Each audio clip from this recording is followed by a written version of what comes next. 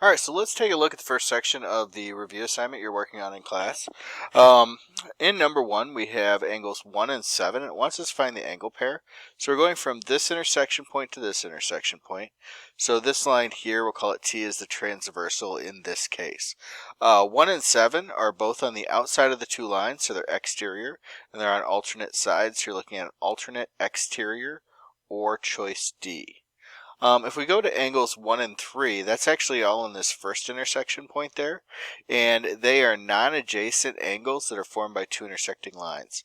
That is our definition of a vertical angle, so that is A. If we go to 1 and 4, 1 and 4 is also in that first circle there, and those are two adjacent angles that form a straight line, which is a linear pair, so our choice is B. If we jump to number 4 says angles 1 and 5.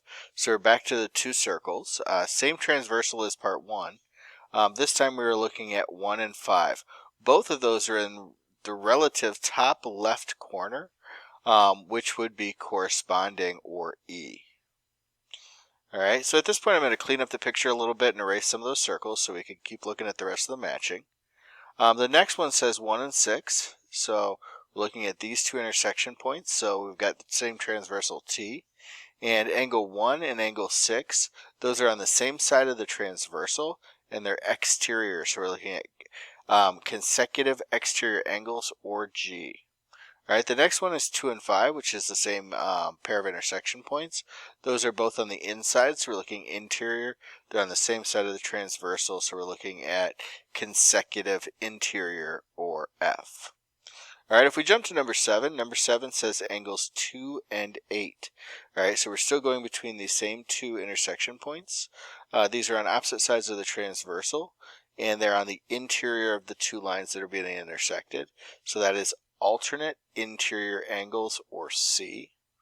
Alright, now we're going to jump to 2 and 9. Now 2 and 9, we're actually dealing with a different pair of intersection points on here. So 2 happens in this intersection point. 9 happens in this intersection point.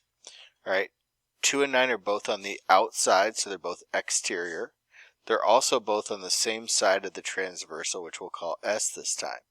Alright, so 2 and 9 are consecutive exterior angles, or G. Alright, so again, we are reusing some of the answers as we go through this matching, which is common in these type of problems. Alright, if we go to number 9, we've got 2 and 10. Alright, 2 and 10, it looks like 2 is on the exterior, 10 is on the interior. Alright, but they're on opposite sides, so they're not corresponding. This is a situation where we've got none of these, or H. Alright, 2 and 12 is the last one. 2 and 12 are both on the exterior, and they're on alternate sides. So we're looking at alternate exterior lines. Alright, so that was a quick explanation of the first 10 problems here. I will be back with more.